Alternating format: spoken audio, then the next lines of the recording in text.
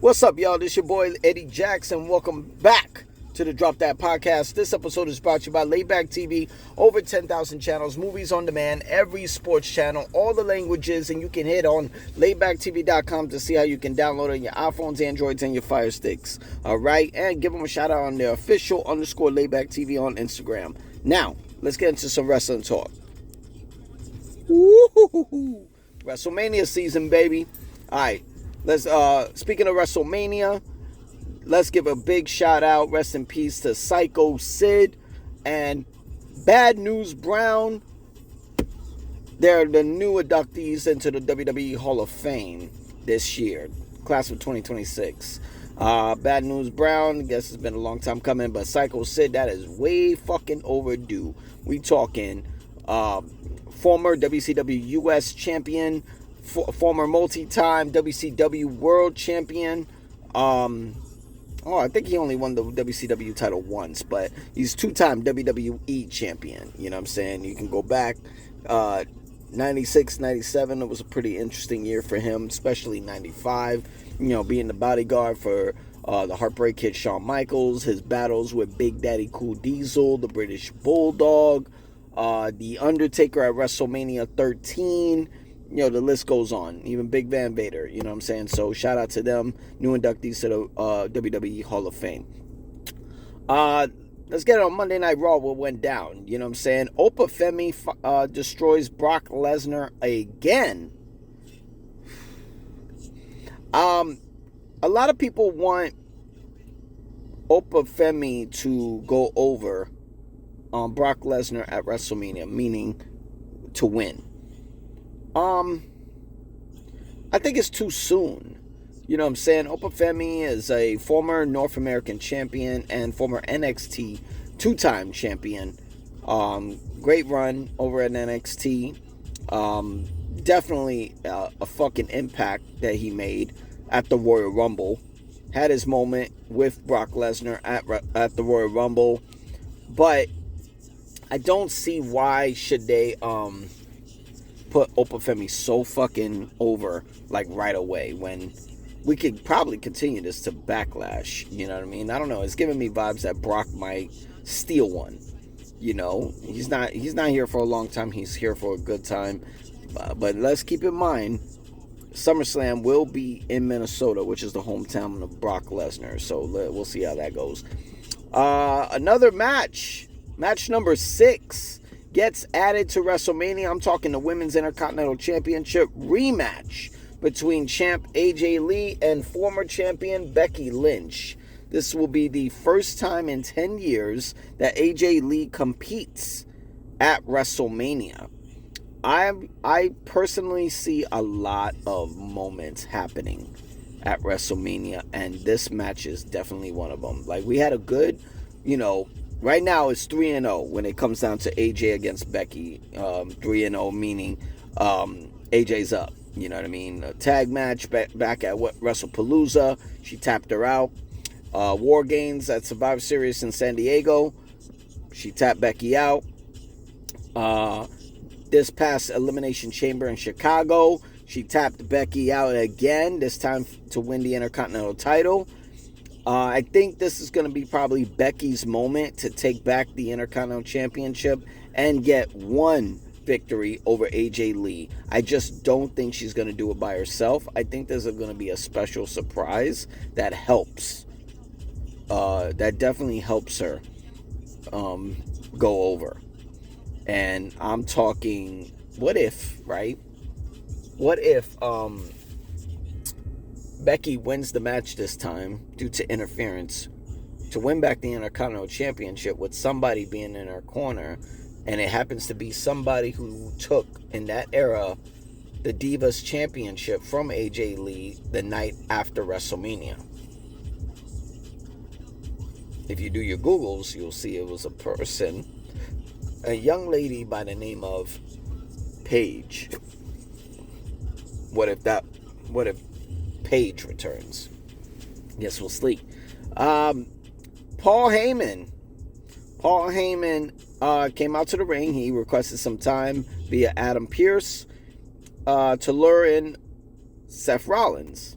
You know what I mean? And apparently, Seth Rollins took the bait, but he took the bait because he didn't know that Paul Heyman put up a restraining order on Seth Rollins. That means he became, I guess, 500 or 1,000 feet or something. Seth Rollins will be arrested, and that's exactly what happened. He was arrested at the TD Garden by Boston police, and while he was being cuffed and hauled out through the crowd, Paul Heyman actually took some shots, saying that once you're arrested, you go to prison, your wife, Becky Lynch, will divorce you, and Child Protective Service will take your kid away. Yo, that's how us New York motherfuckers talk. You know what I mean? Like, it's hilarious. And that was enough moment for Rollins to get away, run down the aisle, and punch the living shit out of Paul Heyman.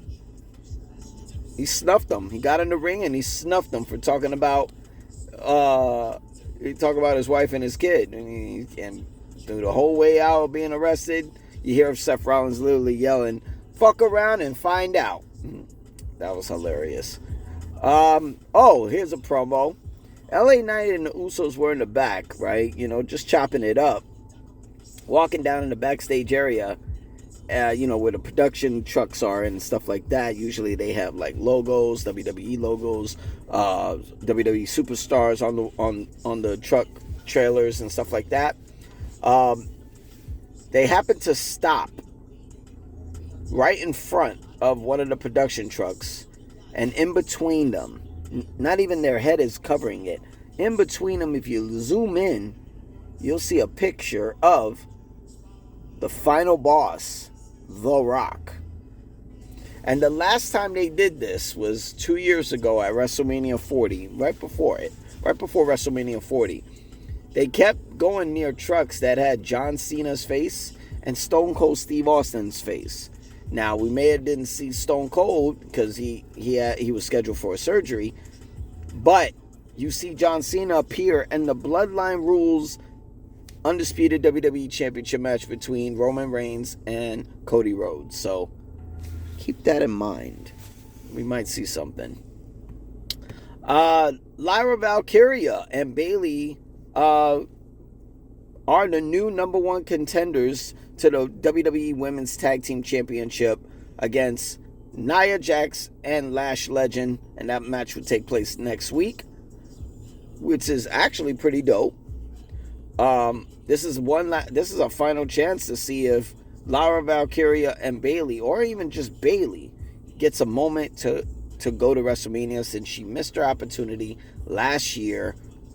She didn't even get to defend the tag team, win the tag team championships. I'm sorry. Yeah. I mean, I'm not feeling too bad about Bayley. I mean, if we look at it, like 2 years ago, she won the Royal Rumble and went to WrestleMania 40 and beat Io Sky for the Women's Championship. Fuck we talking about? So they were going to have a Intercontinental Championship match between Penta and former champ Dirty Dom Mysterio. While Dirty Dom was coming down the aisle with Liv Morgan, Stephanie Vaquer attacks Liv Morgan not only down the aisle, not only in the production, the Titantron, but also at Gorilla. Yo, I swear this was a fucking brawl. Yo, this is what hypes them up for Stephanie Vaquer and Liv Morgan's Women's World Championship at WrestleMania. Hopefully this did it. But Penta went on to face Dirty Dom for the Intercontinental Championship, and due to the interference of Finn Balor, Dirty Dom got distracted, lost the match, and Penta retains the Intercontinental Championship. Looks like he's taking his title all the way to WrestleMania. Nice. What I don't like is that we haven't seen Gunther in 3 weeks. Some people say that the rumor has it is that, and this is from a source actually, not people saying, I'm sorry. A source told me that Gunther is still gonna be participating at WrestleMania. I don't know. It could be a match. It could be an open challenge. But if there's anybody who's gonna show up that I want, what I want personally, because I don't see who you could bring to WrestleMania, right? Like, who the fuck can you bring at WrestleMania to challenge Gunther? I don't think it's gonna be a New Blood. I don't even think it's gonna be Jamon Evans. Hell, I don't even know if it could be even Royce Keys. Hell, it could be somebody that's on their way out eventually. What say Gunther does an open challenge at WrestleMania and the return of Chris Jericho just pops up out of nowhere? We'll see. Could be an interesting. Also, another match that's been set for next week. The Usos will take on The Vision and defend their WWE World Tag Team titles in a street fight. I don't know, the Usos have been very distracted with CM Punk and Roman Reigns problems lately. Speaking of them, they came out. This time the Usos came out to check Punk. Punk tested them. Roman came out. Jay's been on a wild goose chase, fired up. Attacks Punk, gets swung on, but Roman comes in and hits Punk in the back of the head with a Superman punch. Now, it looked like Roman was going to head out until Jay Uso looked at him and said, "Get him."